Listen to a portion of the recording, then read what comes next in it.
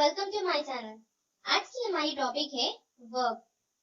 आज हम वर्ब के साथ टाइप्स ऑफ वर्ब भी पढ़ेंगे, जैसे कि स्टैटिक और डायनामिक वर्ब, ऑक्सिलरी और lexical verb, finite and non finite verb, transitive and intransitive verb, regular और इरेगुलर वर्ब एंड मॉडल्स।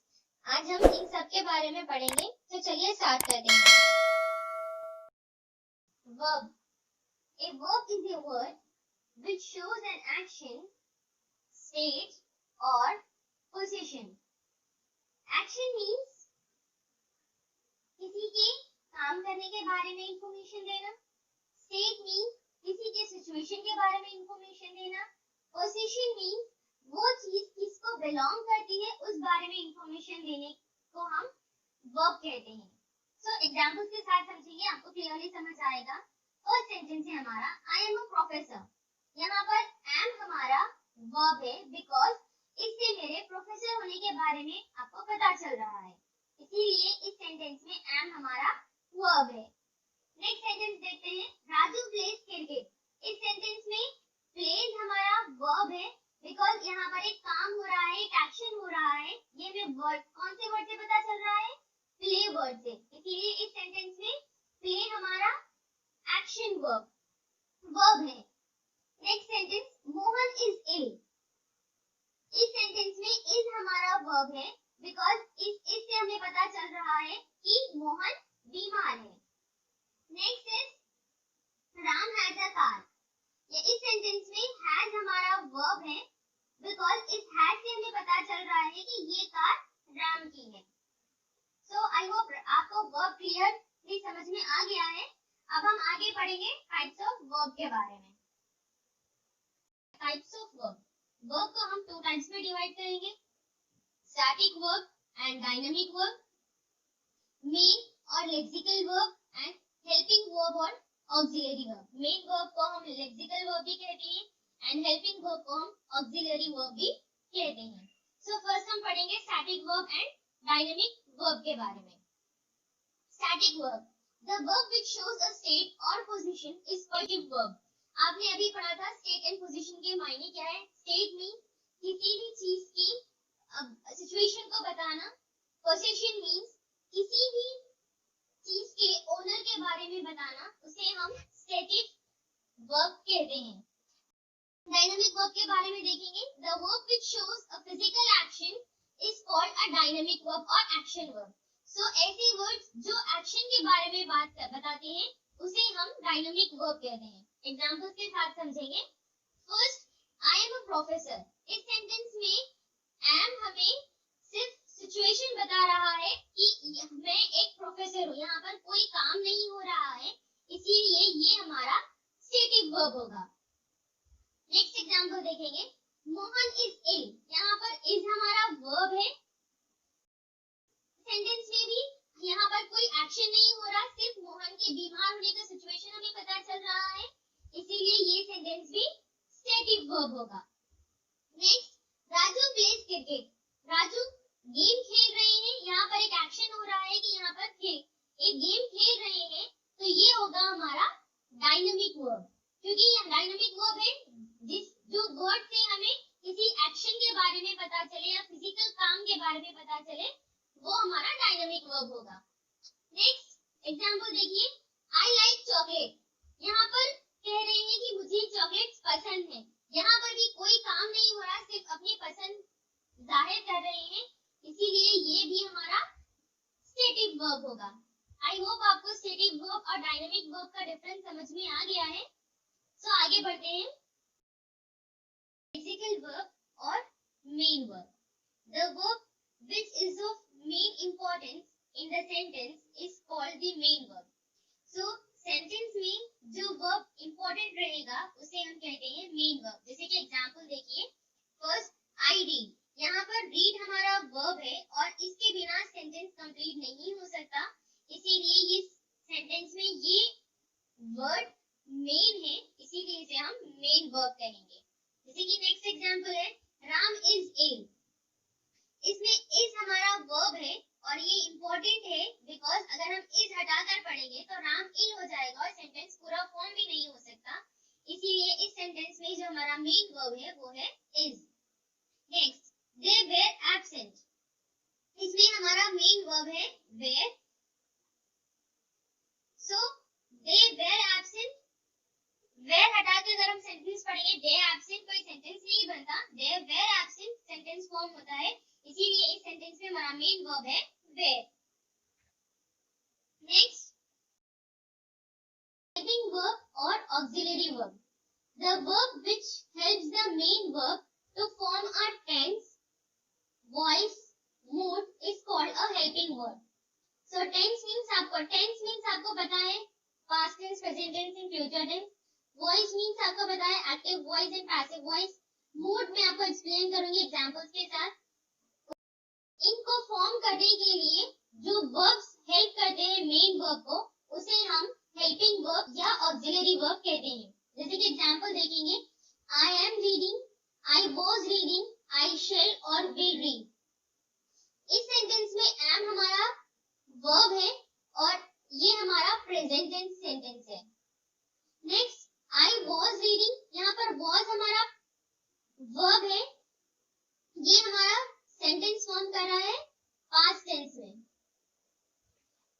या I shall और will read, ये हमारा सेंटेंस फॉर्म हो रहा है फ्यूचर टेंस में. एंड इसमें हमारे मेन वर्ब्स है रीडिंग एंड रीड, ये हमारे मेन वर्ब्स है. ये मेन वर्ब्स को हेल्प कर रहे हैं एम, वॉज और शेल एंड विल, ताकि ये प्रॉपर टेंस फॉर्म हो सके. नेक्स्ट हम देखते हैं active voice and passive voice. किस तरह से यहाँ पर वर्ब हेल्प करते हैं सेंटेंस फॉर्म करने के लिए. Ram eats a mango, a mango is eaten by Ram, यहाँ पर इज हमारा वर्ब है जो हेल्प कर रहा है सेंटेंस को पैसिव वॉइस में कन्वर्ट होने के लिए. Next is mood. इट में रेन टुडे, आज शायद बारिश होगी. सो इस सेंटेंस में हमारा हेल्पिंग वर्ब है एंड हमारा मेन वर्ब है रेन. ये में हमारे मेन वर्ब को हेल्प कर रहा है. नेक्स्ट, they should go, मुझे लगता है उन्हें अब जाना चाहिए. सो यहाँ पर हमारा हेल्पिंग वर्ब कौन सा है? should है, जो हमारा मेन वर्ब go की हेल्प कर रहा है. ऐसे वर्ड्स जो हमारे मूड को डिस्क्राइब करें उसे हम मॉडल्स कहते हैं. मॉडल्स सिर्फ हेल्पिंग वर्ब के तौर पर ही यूज होते हैं, वो कभी भी मेन वर्ब के तौर पर यूज नहीं किया जा सकता. हम देखते हैं कितने ऑक्सिलरी वर्ब्स हैं. देयर आर 28 ऑक्सिलरी और हेल्पिंग वर्ब्स. सो हम उनको टू टाइप्स में डिवाइड कर रहे हैं, primary auxiliary and modal auxiliary. So primary auxiliary में देखिए कौन कौन से वर्ब्स हैं. Be, being, being, is, am, are, was, were, ये टू बी फॉर्म है. Have, has, had and having, ये टू हैव फॉर्म है. डू, डज एंड डिड, ये टू डू फॉर्म है. सो मॉडल ऑक्सिलरीज देखिए, shall, will, can, may, should, would, could, might, must, ought to, used to, dare and need to, ये हमारे model auxiliaries है जिसे हम models भी कहते हैं. सो आई होप ये समझ आ गया है आप लोग को. आगे बढ़ते हैं. कुछ पॉइंट्स जो आपको याद रखने हैं. In any sentence, if there is only one verb, then it is the main verb. अगर कोई सेंटेंस में सिर्फ एक ही वर्ब होगा तो वो मेन वर्ब होगा, उसे हम कहेंगे मेन वर्ब. जैसे कि example, I am a teacher, इसमें एक ही वर्ब है, एम हमारा एक वर्ब है, सो ये हमारा मेन वर्ब होगा. नेक्स्ट, शी इज इल, इसमें भी सिर्फ एक ही वर्ब है, सो ये हमारा मेन वर्ब होगा. सो नेक्स्ट पॉइंट देखिए. In any sentence, if there is two or more than two verbs, then last verb will be called as the main verb. Rest will be called as the helping verb.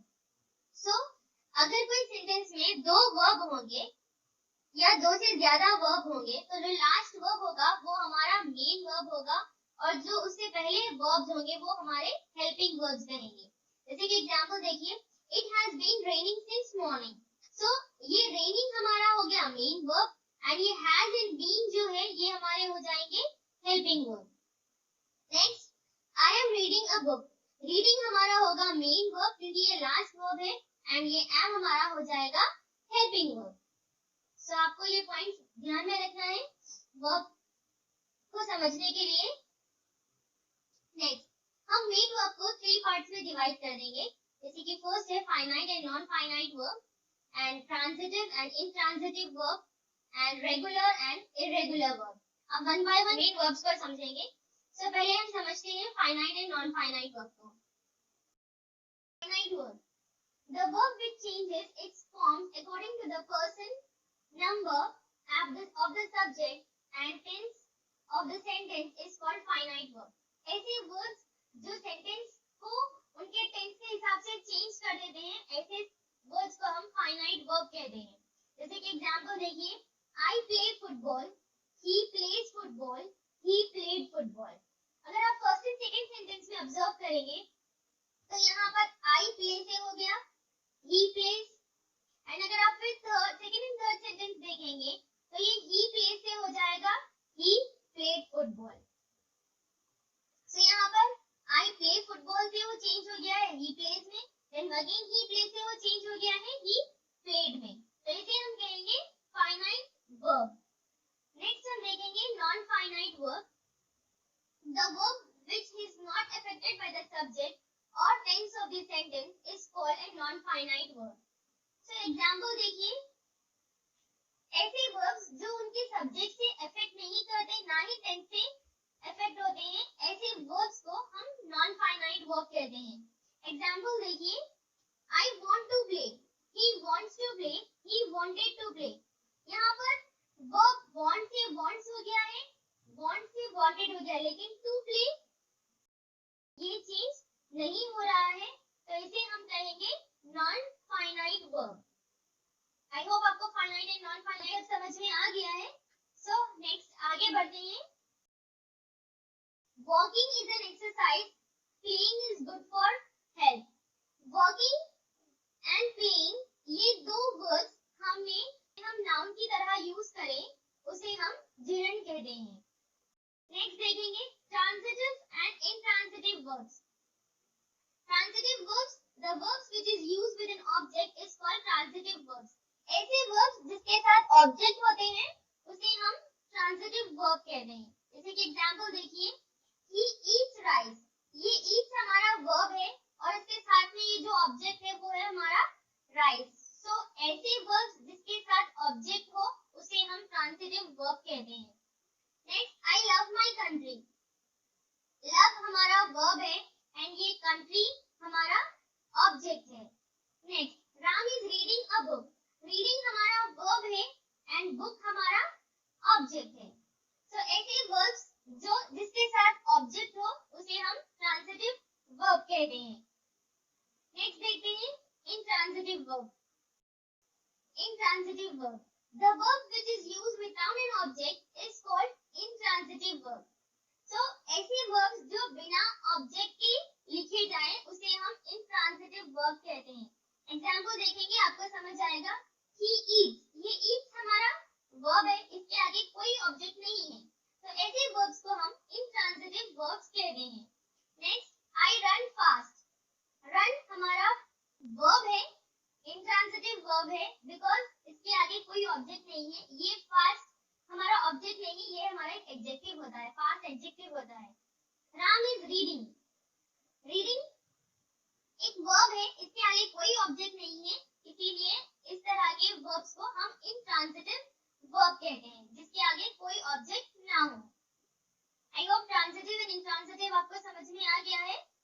Next हम देखते हैं regular and irregular verbs. So पहले regular verbs पढ़ेंगे. Regular verbs are those verbs whose second past simple and third past participle forms ends with d or ed. So ऐसे verbs जो end में d या ed से end होते हैं उसे हम regular verb कहेंगे. एग्जाम्पल देखिए, play का सेकेंड फॉर्म played, उसका थर्ड फॉर्म played, एंड हो रहे हैं ed के साथ. नेक्स्ट laugh, laugh का सेकेंड फॉर्म laugh एंड उसका थर्ड फॉर्म laugh. ऐसे verbs जो ed से end होते हो उसे हम regular verb कहेंगे. नेक्स्ट हम देखेंगे irregular verb. ऑपोजिट है इसका exactly. Irregular verbs are those verbs whose second and third forms not end with d or ed. So ऐसे verbs जिसके second form and third form d या ed से end ना हो. जैसे कि एग्जांपल देखिए, bring, brought, brought, ये ed या d से एंड नहीं हो रहे हैं. Buy, bought या bought, ये भी d या ed से एंड नहीं हो रहे हैं. तो ऐसे वर्ब्स को हम irregular verbs कहेंगे.